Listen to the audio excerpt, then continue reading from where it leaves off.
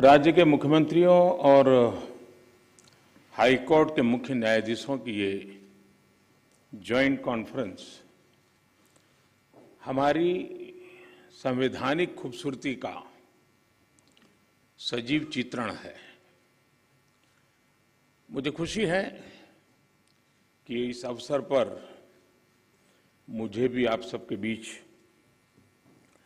कुछ पल बिताने का अवसर मिला है। हमारे देश में जहां एक और जुडिशरी की भूमिका संविधान संरक्षक की है, वहीं लेजिस्लेचर नागरिकों की आकांक्षाओं का प्रतिनिधित्व करता है। मुझे विश्वास है कि संविधान की इन दो धाराओं का ये संगम, ये संतुलन देश में प्रभावी और समयबद्ध न्याय व्यवस्था का रोडमैप तैयार करेगा। मैं आप सभी को इस आयोजन के लिए हृदय से शुभकामनाएं देता हूं। साथियों, मुख्यमंत्रियों और मुख्य न्यायाधीशों की ज्वाइंट कॉन्फ्रेंस पहले भी होती आई है और उनसे हमेशा देश के लिए कुछ न कुछ नए विचार भी निकले हैं। लेकिन ये इस बार ये जो आयोजन अपने आप में और भी ज्यादा खास है।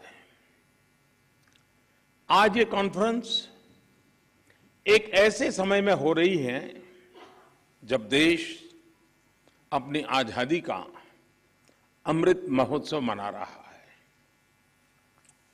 आजादी के इन 75 सालों ने जुडिशरी और एग्जीक्यूटिव दोनों के ही रोल्स और रिस्पॉन्सिबिलिटीज को निरंतर स्पष्ट किया है। जहां जब भी जरूरी हुआ, देश को दिशा देने के लिए ये रिलेशन लगातार इवॉल्व हुआ है। आज आजादी के अमृत महोत्सव में जब देश नए अमृत संकल्प ले रहा है, नए सपने देख रहा है, तो हमें भी भविष्य की तरफ देखना होगा। 2047 में जब देश अपनी आजादी के 100 साल पूरे करेगा, तब हम देश में कैसी न्याय व्यवस्था देखना चाहेंगे। हम किस तरह अपने जुडिशियल सिस्टम को इतना समर्थ बनाएं कि वो 2047 के भारत की आकांक्षाओं को पूरा कर सके, उन पर खरा उतर सके। ये प्रश्न आज हमारी प्राथमिकता होना चाहिए। अमृत काल में हमारा विजन एक ऐसी न्याय व्यवस्था का होना चाहिए जिसमें न्याय सुलभ हो, न्याय त्वरित हो और न्याय सबके लिए हो। साथियों, देश में न्याय की देरी को कम करने के लिए सरकार अपने स्तर से हर संभव प्रयास कर रही है। हम जुडिशियल स्ट्रेंथ को बढ़ाने के लिए प्रयास कर रहे हैं। जुडिशियल इंफ्रास्ट्रक्चर को बेहतर करने की कोशिश चल रही है। केस मैनेजमेंट के लिए आईसीटी के इस्तेमाल की शुरुआत भी की गई है। सबऑर्डिनेट कोर्ट्स और डिस्ट्रिक्ट कोर्ट से लेकर हाई कोर्ट तक वैकेंसीज को भरने के लिए भी प्रयास हो रहे हैं। साथ ही जुडिशियल इंफ्रास्ट्रक्चर को मजबूत करने के लिए भी देश में व्यापक काम हो रहा है। इसमें राज्यों की भी बहुत बड़ी भूमिका है। साथियों, आज पूरी दुनिया में नागरिकों के अधिकार के लिए, उनके सशक्तिकरण के लिए टेक्नोलॉजी एक इंपॉर्टेंट टूल बन चुकी है। हमारे जुडिशियल सिस्टम में भी टेक्नोलॉजी की संभावनाओं से आप सब परिचित हैं। हमारे ऑनरेबल जजेस समय समय पर इस विषय को आगे भी बढ़ाते रहे हैं। भारत सरकार भी जुडिशियल सिस्टम में टेक्नोलॉजी की संभावनाओं को डिजिटल इंडिया मिशन का एक जरूरी हिस्सा मानती है। उदाहरण के तौर पर ई कोर्ट्स प्रोजेक्ट को आज मिशन मोड में इंप्लीमेंट किया जा रहा है। सुप्रीम कोर्ट ई कमेटी के मार्गदर्शन में जुडिशियल सिस्टम में टेक्नोलॉजी इंटीग्रेशन और डिजिटाइजेशन का काम तेजी से आगे बढ़ रहा है। मैं यहां उपस्थित सभी मुख्यमंत्रियों और हाईकोर्ट के सभी चीफ जस्टिस से भी आग्रह करूंगा कि इस अभियान को विशेष महत्व दें, इसे आगे बढ़ाएं। डिजिटल इंडिया के साथ जुडिशरी का ये इंटीग्रेशन आज देश के सामान्य मानवी की अपेक्षा भी बन गई है। आप देखिए, आज कुछ साल पहले डिजिटल ट्रांजैक्शन को हमारे देश के लिए असंभव माना जाता था। लोगों को लगता था, लोग शक करते थे, अरे ये हमारे देश में कैसे हो सकता है। और ये भी सोचा जाता है इसका स्कोप केवल शहरों तक ही सीमित रह सकता है, उससे आगे बढ़ नहीं सकता है। लेकिन आज छोटे कस्बों और यहां तक गांवों में भी डिजिटल ट्रांजैक्शन आम बात होने लगी है। ये पूरे विश्व में पिछले साल जितने डिजिटल ट्रांजैक्शन हुए उसमें से 40% डिजिटल ट्रांजैक्शन भारत में हुए हैं।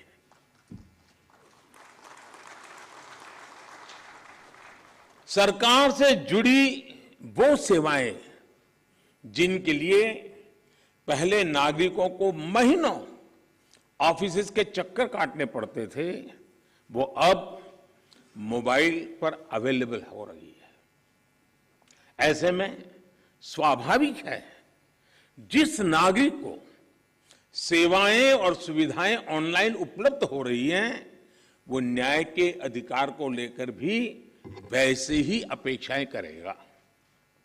साथियों, आज जब हम टेक्नोलॉजी और फ्यूचरिस्टिक अप्रोच की बात कर रहे हैं तो इसका एक important aspect tech friendly human resources भी है। टेक्नोलॉजी आज युवाओं के जीवन का स्वाभाविक हिस्सा है। यह हमें सुनिश्चित करना है कि युवाओं की एक्सपर्टाइज, उनकी प्रोफेशनल स्ट्रेंथ कैसे बने। आजकल कई देशों में लॉ यूनिवर्सिटीज में blockchains, electronic discovery, cyber security, robotics, artificial intelligence और बायोएथिक्स जैसे विषय पढ़ाए जा रहे हैं।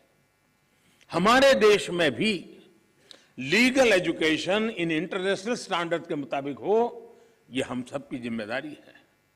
इसके लिए हमें मिलकर प्रयास करने होंगे। साथियों, हमारे शास्त्रों में कहा गया है, न्यायमूलम सुराज्यम स्यात्, अर्थात किसी भी देश में सुराज का आधार न्याय होता है। इसलिए न्याय जनता से जुड़ा होना चाहिए, जनता की भाषा में होना चाहिए। जब तक न्याय के आधार को सामान्य मानवी नहीं समझता, उसके लिए न्याय और राजकीय आदेश में बहुत फर्क नहीं होता है। मैं इन दिनों सरकार में एक विषय पे थोड़ा दिमाग खपा रहा हूं। दुनिया के कई देश ऐसे हैं कि जहां कानून बनाते हैं तो एक तो लीगल टर्मिनोलॉजी में कानून होता है, लेकिन उसके साथ एक और कानून का रूप भी रखा जाता है जो लोक भाषा में होता है, सामान्य मानवी की भाषा में होता है, और दोनों मान्य होते हैं। और उसके कारण सामान्य मानवी को कानूनी चीजों को समझने में न्याय के दरवाजे खटखटाने की जरूरत नहीं पड़ती है। हम कोशिश कर रहे हैं कि आने वाले दिनों में हमारे देश में भी कानून एक पूरी तरह लीगल टर्मिनोलॉजी हो, लेकिन साथ साथ वही बात सामान्य व्यक्ति की समझ में आए उस भाषा में, और वो भी दोनों एक साथ असेंबली में या पार्लियामेंट में पारित हो, ताकि आगे चल करके सामान्य मानवी उसके आधार पर अपनी बात रख सकता है। दुनिया के कई देशों में ये परंपरा है। अभी मैंने एक टोली बनाई है, वो उसका अध्ययन कर रही है। साथियों, हमारे देश में आज भी हाई कोर्ट्स और सुप्रीम कोर्ट की सारी कार्यवाही इंग्लिश में होती है और मुझे अच्छा लगा सीजेआई ने स्वयं ने इस विषय को स्पर्श किया। तो कल अखबारों को पॉजिटिव खबर का अवसर तो मिलेगा अगर उठा ले तो।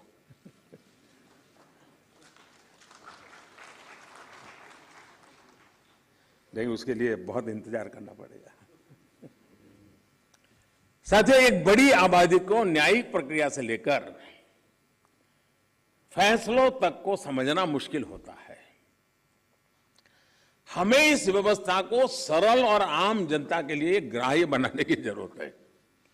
हमें कोर्ट्स में स्थानीय भाषाओं को प्रोत्साहन देने की जरूरत है। इससे देश के सामान्य नागरिकों का न्याय प्रणाली में भरोसा बढ़ेगा, वो उससे जुड़ा हुआ महसूस करेगा। अब इन समय हम एक कोशिश कर रहे हैं कि टेक्निकल एजुकेशन और मेडिकल एजुकेशन मातृभाषा में क्यों नहीं होना चाहिए। हमारे बच्चे जो बाहर जाते हैं दुनिया की वो भाषा कोशिश करते हैं पढ़ करके फिर मेडिकल कॉलेज की, तो हम हमारे देश में कर सकते हैं।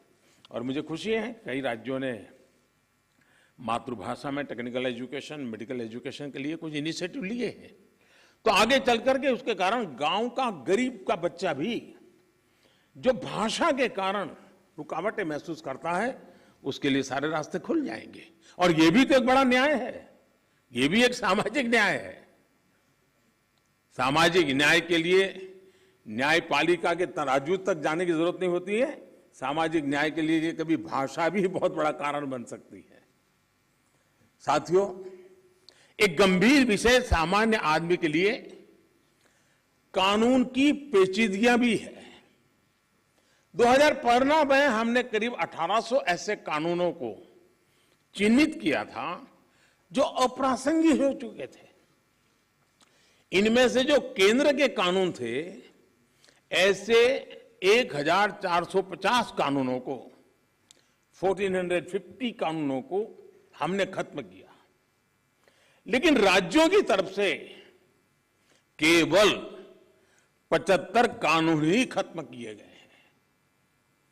मैं आज सब बड़ी आदरणीय मुख्यमंत्रीगण यहां बैठे हैं, मैं आपसे बहुत आग्रह करता हूं कि अपने राज्य के नागरिकों के अधिकारों के लिए, उनकी ईज ऑफ लिविंग के लिए आपके यहां भी ये कानूनों का इतना बड़ा जाल बना हुआ है, काल बाह्य कानूनों में लोग फंसे पड़े हैं, उन कानूनों को निरस्त करने की दिशा में आप कदम उठाइए।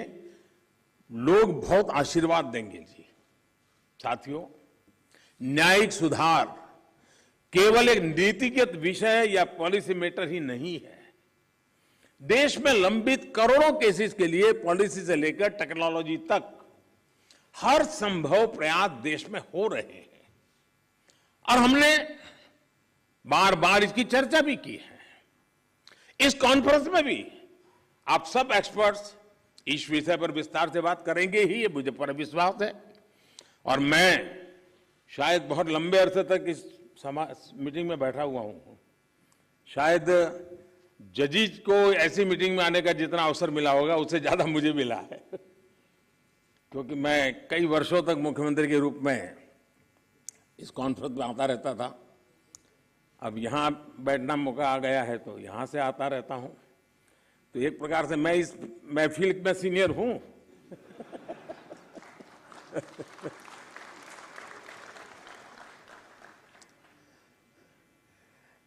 साथियों, इस विषय में जब मैं बात कर रहा था तो मैं मानता हूं कि इन सारे कामों में मानवीय संवेदनाएं जुड़ी हुई है। मानवीय संवेदनाओं को भी हमें केंद्र में रखना ही होगा। आज देश में करीब 3.5 लाख प्रिजनर्स ऐसे हैं जो अंडर ट्रायल है और जेल में है। इनमें से अधिकांश लोग गरीब या सामान्य परिवारों से। हर जिले में डिस्ट्रिक्ट जज की अध्यक्षता में एक कमेटी होती है। ताकि इन केसेस की समीक्षा हो सके, जहां संभव हो बेल पर उन्हें रिहा किया जा सके। मैं सभी मुख्यमंत्रियों और हाई कोर्ट के जजेस से अपील करूंगा कि मानवीय संवेदनाओं, उन संवेदनाओं और कानून के आधार पर इन मामलों को भी अगर संभव हो तो प्राथमिकता दी जाए। इसी तरह न्यायालयों में और खासकर स्थानीय स्तर पर लंबित मामलों के समाधान के लिए मध्यस्थता, मीडिएशन भी एक महत्वपूर्ण जरिया है। हमारे समाज में तो मध्यस्थता के जरिए विवादों के समाधान की हजारों साल पुरानी परंपरा है। आपसी सहमति और परस्पर भागीदारी, ये न्याय की अपनी एक अलग मानवीय अवधारणा है। अगर हम देखें तो हमारे समाज का वो स्वभाव कहीं ना कहीं अभी भी बना हुआ है। हमने हमारी उन परंपराओं को खोया नहीं है। हमें इस लोकतांत्रिक व्यवस्था को मजबूत बनाने की जरूरत है। और जैसे चीफ साहब ने ललित जी की तारीफ की, मैं भी करना चाहूंगा। उन्होंने पूरे देश में भ्रमण किया, हर राज्य में गए इस काम के लिए, और सबसे बड़ी बात है कोरोना काल में गए। साथियों, मामलों का कम समय में समाधान भी होता है, न्यायालयों का बोझ भी कम होता है और सोशल फैब्रिक भी सुरक्षित रहता है। हमने इसी सोच के साथ संसद में मीडिएशन बिल को भी एक अम्ब्रेला लेजिस्लेशन के रूप में भी पेश किया है। अपनी रीच लीगल एक्सपर्टाइज के साथ हम मीडिएशन से सॉल्यूशन की विधा में ग्लोबल लीडर बन सकते हैं। हम पूरी दुनिया के सामने एक मॉडल पेश कर सकते हैं। मुझे पूरा भरोसा है कि प्राचीन मानवीय मूल्यों और आधुनिक अप्रोच के साथ इस कॉन्फ्रेंस में ऐसे सभी विषयों पर आप सब विद्वज्जन विस्तार से चर्चा करके, मंथन करके उस अमृत को लाओगे जो शायद आने वाली पीढ़ियों तक काम आएगा। इस कॉन्फ्रेंस में जो नए आइडियाज निकलेंगे, जो नए निष्कर्ष निकलेंगे, वो नए भारत की आकांक्षाओं को पूरा करने का माध्यम बनेंगे। इसी विश्वास के साथ मैं फिर एक बार आप सबके मार्गदर्शन के लिए मैं आपका आभारी हूं, और मैं सरकार की तरफ से ये विश्वास दिलाता हूं कि देश के न्याय व्यवस्था के लिए सरकारों ने जो करना होगा, चाहे राज्य सरकार हो, केंद्र सरकार हो, वो भरसक प्रयास करेगी ताकि हम सब मिलकर के देश के कोटि कोटि नागरिकों की आशा अपेक्षाओं को पूर्ण कर सके। और 2047 में देश जब आजादी के 100 साल मनाए, तब हम न्याय के क्षेत्र में भी और अधिक गौरव के साथ, और अधिक सम्मान के साथ, और अधिक संतोष के साथ आगे बढ़े। यही मेरी बहुत बहुत शुभकामना है। बहुत बहुत धन्यवाद।